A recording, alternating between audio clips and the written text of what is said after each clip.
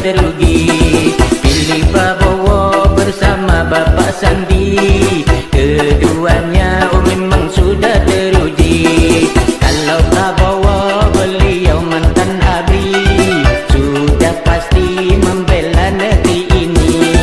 Juga Pak Sandi pengusaha yang terpuji, ekonomi pasti bangkit lagi.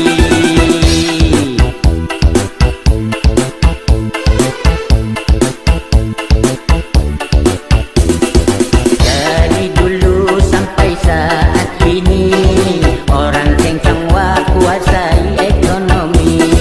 Dari dulu sampai saat ini, hutang negara semakin terliliti. Siapa nanti yang akan mengganti, bikin malu sama cucu kita nanti.